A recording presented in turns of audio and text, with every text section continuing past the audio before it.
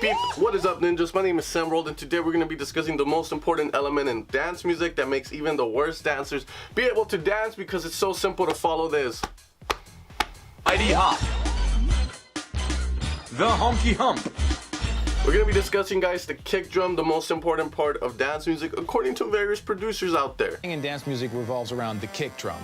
It's your guidance, it's the holy grail. So we've talked a lot about things, guys, but this whole video is going to be on the processing of kick drums, what you can do to kick drums to make them sound better or worse. Maybe you have a perfect kick and you use this video, it might sound worse, so make sure that you know what you're doing with these tips, but I'll try and explain them as best as possible for you guys. Now, whenever you're processing something, guys, it will always come back to these things, and if you use fancy plugins like the sausage fattener, like some of the wave stuff where it doesn't show you what's actually going on, but it makes your kick sound better using transient designers, what a lot of these are essentially doing are the basics, which is EQ, compression, saturation. Now you can take this further by saying saturation goes into distortion, multi-band saturation, multi-band distortion, blah blah blah blah blah, linear phase EQ, SSL EQs, you know, we have all kinds of stuff for it, but it always comes back down to those basic things which you guys know as the standard EQ, compression, reverb, delay, as we were talking. Tip number one, guys, and this is a very simple tip, and this is why I hate the people that tend to say these kind of things like, you are no good producer because you don't make your own kicks, your own claps, your own effects, you use samples, presets, you're cheating, you're shut the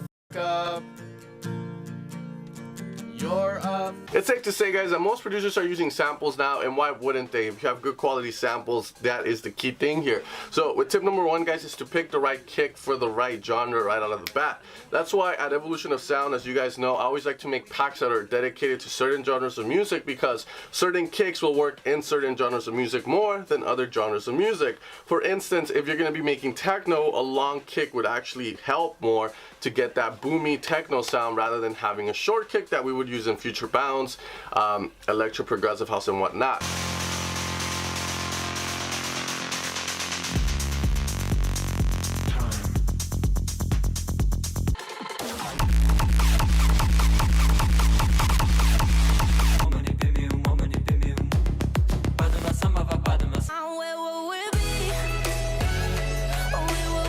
Some of those kicks won't work in other genres and vice versa, so make sure you pick the good kick right out of the bat, even if it takes you an hour. And once you found a good kick, make sure you save it. Make sure you have it. Like, this kick worked really good for my future bounce track. If I ever need another kick for a future bounce track, then I can always come back to it. Tip number two. To EQ with purpose, guys. Now, EQing with purpose on kick drums is actually very hard if you think about it, but I'll simplify it down for you. First, you need to make sure you know what key that kick drum is in, so you can easily use a spectrum and find the key of it by just going over to the lowest part of it and finding the edge of the clip, the peak of that big ass mountain.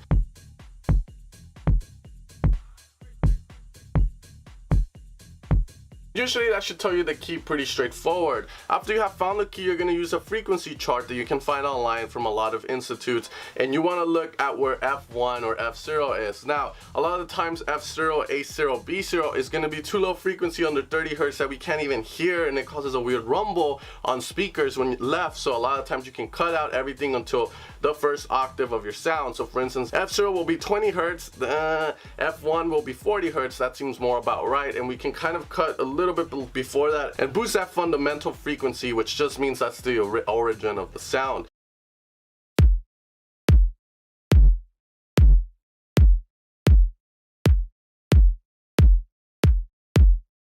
Other things we could do, guys, is after you've boosted that and given it a little bit of a let's say that you want the kick drum to be felt more here, then you can go to F2 or F3 and boost those sections again with an EQ, very small quadrant on it, and try and get it to get that more like you're hitting the kick drum hit your heart. These are going to be things like snare drums that kind of fill that gap, but you can do it with the kick as well if that's what you want.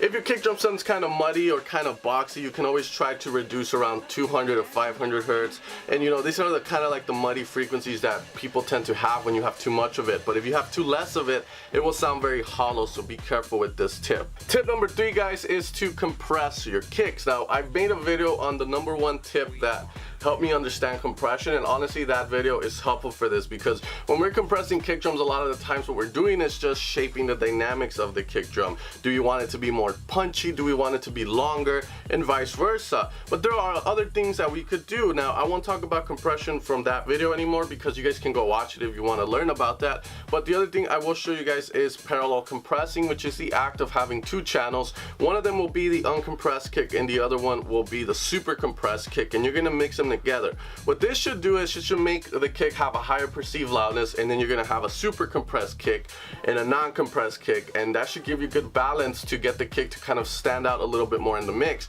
Now this tip can also be used for leads, for vocals, and vice versa, so use it sparingly, guys, but this is how you would set it up. Alright guys, so in this example I have one of the kicks from the main stage pack, and it's gonna sound like this. Now a lot of the times I try and have the kick sound the best as they can be coming out of the pack, so no one has to do what we're about to do. But sometimes you can give it a shot if you feel like the kick could use a little bit more of a boost. Now the way we do the parallel compression is going to be very simple. You can grab any compressor you want. You're going to put it on a return channel. Once you have it on the return channel, you're going to send your kick channel into that compressor here. Now you're going to over compress the hell out of it. So pretty much, you know, ratio 4:1, you can go crazy. And once you have that set up, you're going to hear with the kick. Now if I take it off,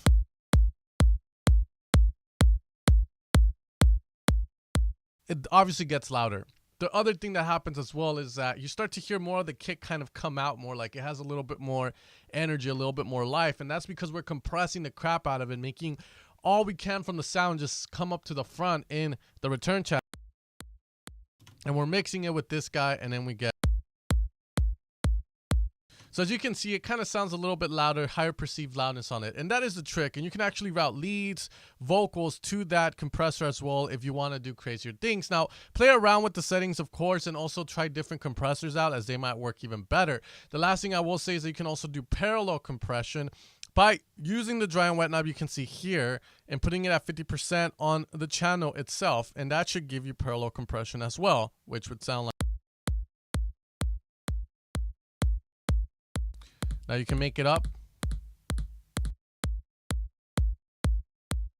And you can see you get parallel compression and whatnot. And it sounds a bit different, of course, but pick your poison and give it a shot. So yeah, that's parallel compressing, and also known as New York compression. Tip number 4, guys, is the length of the kick is super important. What this means is that if you're gonna have a big sub bass in your track, why are you gonna have a long kick drum in your track as well? They're not gonna get along, they're not gonna fight. So one of the things that we could do to kick drums very easily is just shorten them, and Ableton does this easy by doing the fades on it. But the other thing you can also do is use LFO tool as a way to shape your kick drum, as you can see here. Now the cool thing about doing it with LFO tool this way is the fact that when you're doing, let's say, the shaping of the kick, you can always copy and paste that over to the sub bass or the bass of your track, and you can just invert it so that you have what many would consider the perfect sidechain. Now keep in mind, it's not the perfect sidechain because every track's going to be different, but you can always just adjust it by making it shorter, making it longer, playing with the slope on the sidechain until you get what sounds best to your ears, and it's as simple as that. Alright guys, so in this example I'm using a long kick, which is meant for techno, honestly, on purpose, so it's going to sound really bad without sidechain, but it sounds like. Now the original kick is very short, and you can see without sidechain it works, but we're going to accentuate this. We're going to make this overboard so you can see how powerful this little trick is. So we're going to turn on LFO tool. We're going to inverse this real fast, like so. So now we can use this to shape the kick. We'll use the waveform display here.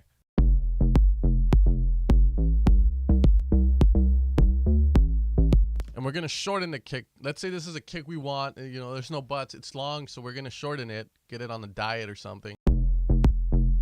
Now, once I have that set up, what I can literally do is grab that sidechain and put it on the bass here and paste it. Now I just invert this, bring this back up.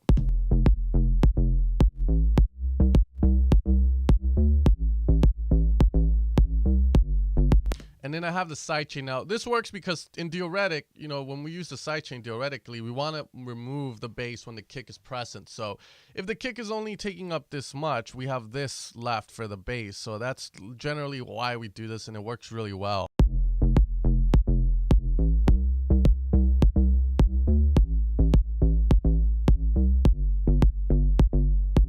So a super simple trick, but very effective. Tip number 5, guys, and this is the last tip I'm gonna give you guys that really helped me out a lot, and that is gonna be to tune your kick drums. Now, tune them to the key you're in, aka F minor. You're gonna tune it to F. But this is where the catch comes. You don't have to tune the kick drum to F if you're in F minor. You can tune it to C because it's the perfect fifth. It's harmonic to the F.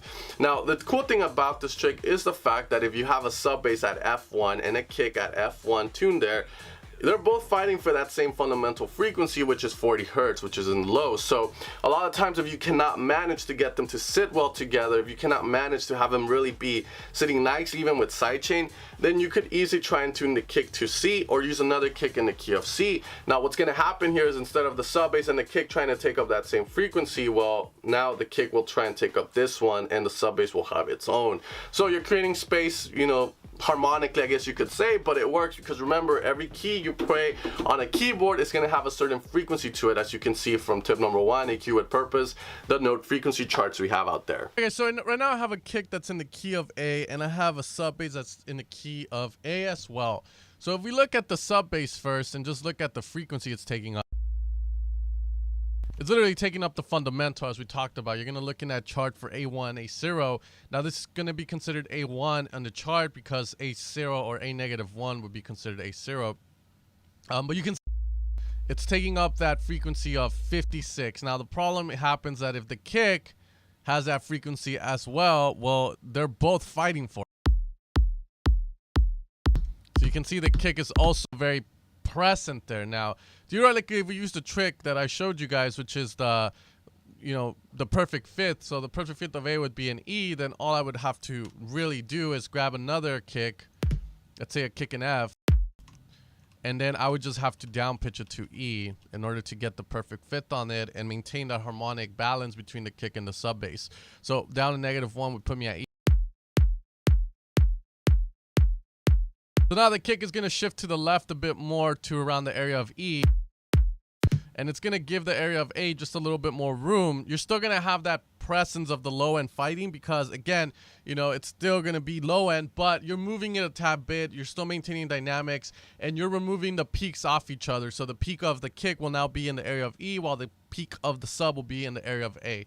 This is getting very theoretical, as you can see, and it's a little bit overboard in my opinion, but it is an awesome trick to try here and there because at the end of the day, guys, if you're running into issues with your low end not sounding good, you got to try everything you can to make it sound good, problem solve until you get it right, and maybe this could do it for you. But just a cool little trick I wanted to show you guys. And that's about to wrap the video, guys. Now there are a lot of tools out there that you can use. Again, like I stated, there are transient designers, there's sausage fattener, there's stuff like that, but it's always going to come back to the stuff I talked about in this video, like compression, EQ, saturation, and vice versa. Now I didn't really talk much about saturation on a kick drum, but just know you can use saturation on kick drums. Just don't overdo it to the point where you distort it, because overdoing saturation will cause distortion, for those of you guys that know that. Saturation overdone equals distortion. With that being said, ninjas, I hope you enjoyed the video, and I hope you guys join me tomorrow for another video. I'm going to be trying making cool tip videos like this for you guys, and hopefully you find them useful, and I'll see you guys next time. You guys take care, and you guys have an amazing day.